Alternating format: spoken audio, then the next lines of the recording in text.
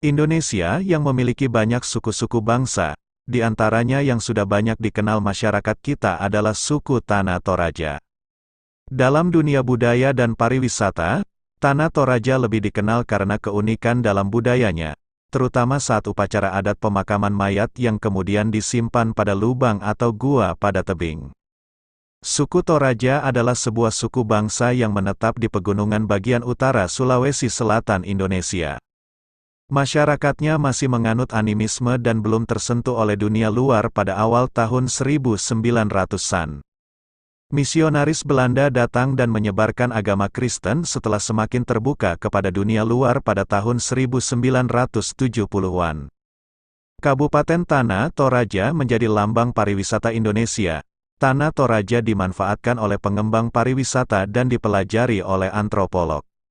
Masyarakat Toraja sejak tahun 1990-an mengalami transformasi budaya, dari masyarakat berkepercayaan tradisional dan agraris, menjadi masyarakat yang mayoritas beragama Kristen.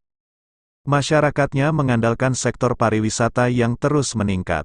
Saat ini Islam Nusantara menjadi salah satu wacana yang gencar dibicarakan, tidak hanya di Indonesia namun juga di luar negeri. Tahun lalu perwakilan cabang istimewa Nahdlatul Ulama Belanda menyelenggarakan seminar internasional mengenai Islam Nusantara di Amsterdam dan Den Haag. Pembicaranya berasal dari para akademisi internasional. Hal ini membuktikan bahwa wacana ini bukan sekedar paradigma yang hanya ramai di tanah asalnya, melainkan sudah menarik perhatian mancanegara. Warga di dataran tinggi Kelurahan Beteng, Kecamatan Lembang, Kabupaten Pinrang, kompak memeluk agama Islam. Kemudian membangun kawasan pemukiman yang diberi nama Kampung Mu'alaf Darussalam. Kampung ini diresmikan sekitar Februari tahun 2019, awalnya dihuni oleh masyarakat Muslim atau Mu'alaf yang jumlahnya 6 orang. Kini bertambah menjadi sekitar 30 orang dan sebanyak 20 unit rumah sudah terbangun. Sebelum memeluk agama Islam rata-rata warganya menyembah makhluk halus atau roh. Warga menganut kepercayaan animisme Aluk Todolo, kepercayaan yang berasal dari suku Toraja kuno.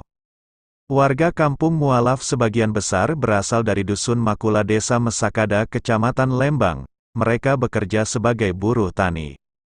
Untuk sampai ke Kampung Mu'alaf pengunjung harus menempuh jalur yang cukup sulit karena jalannya rusak dan berbatu. Jika musim kemarau berdebu, saat musim hujan akan berlumpur.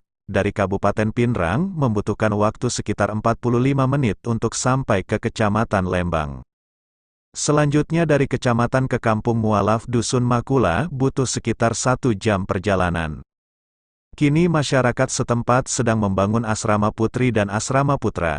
Sumber dana pembangunan asrama berasal dari sumbangan dan donatur asal lembaga swasta, komunitas, dan lain-lain.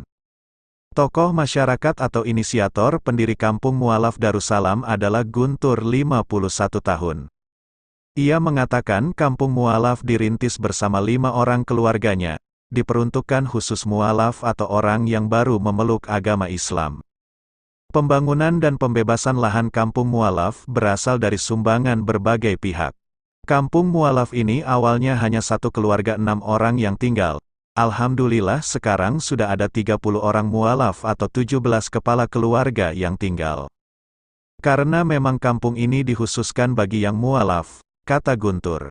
Perkampungan mu'alaf terbilang masih baru, namun cukup berkembang pesat dari segi pembangunan hunian, rumah ibadah, listrik, hingga lahan pemakaman telah tersedia. Semua pembangunan itu berasal dari sumbangan masyarakat di luar kampung. Alhamdulillah tahun ini adalah Ramadan ketiga. Saat ini sedang membangun asrama untuk menampung para mu'alaf dari tetangga kampung yang mau belajar agama di sini, ungkap Guntur.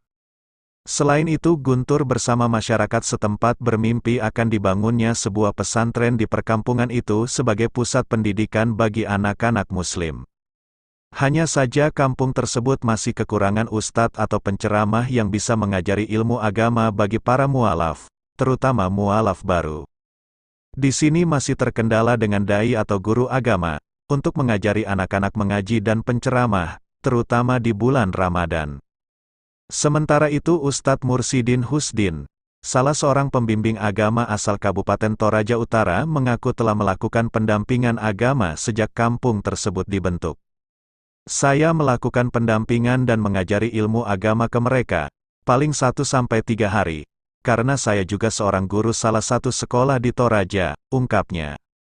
Jadi waktu saya cukup terbatas, kata dia. Ustadz Mursidin berharap agar adanya relawan dai untuk melakukan pendampingan agama secara intensif terhadap para mualaf. Mengingat pemahaman mereka mengenai agama masih cukup awam, mereka ini ibaratkan kertas putih yang masih sangat awam pemahaman agama Islam. Jadi memang perlu kesabaran untuk menuntun mereka. Harapnya, semoga mereka semua dan para dai pengajar ilmu agama Islam selalu tabah menghadapinya dan semoga mereka semua selalu dalam lindungan Allah Subhanahu wa Ta'ala.